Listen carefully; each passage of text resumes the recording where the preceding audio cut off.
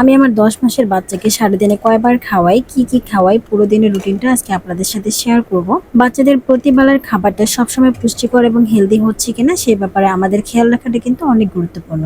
সারাদিনের খাবার থেকে যেন বাচ্চার প্রয়োজনীয় পুষ্টির ঘাটতি পূরণ হয় সেটা মাথায় রেখে আমাদের কিন্তু খাবার সার্ভ করতে হবে। আমি আজ রাইমকে সকাল 7টার সময় দিয়েছি চিড়ার পায়েস। এখানে ছিল চিড়া, কলা ম্যাশ করে নিয়ে ব্রেস্ট মিল্ক মিক্সড করে দিয়েছিলাম। আলহামদুলিল্লাহ রাইম এটা পুরো শেষ করেছে, মাশাআল্লাহ।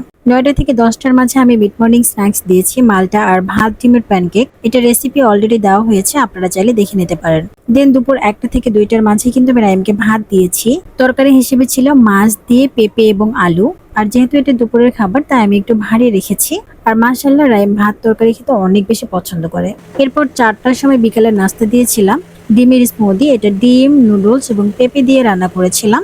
দেন রাইম যেহেতু সন্ধ্যা 7টায় ঘুমায় তাই রাতের খাবারটা 5টা থেকে 6টার মাঝেই দেই। সন্ধ্যা 6টায় রাতের খাবারে কিন্তু রাইমকে সিম্পল ডাল এবং ভাত দিয়েছিলাম। এটাও রাইম অনেক মজা করে খেয়েছে, মাশাআল্লাহ। এছাড়াও রাইম সারাদিনে পর্যাপ্ত পানি এবং ব্রেস্ট মিল্ক খেয়েছে।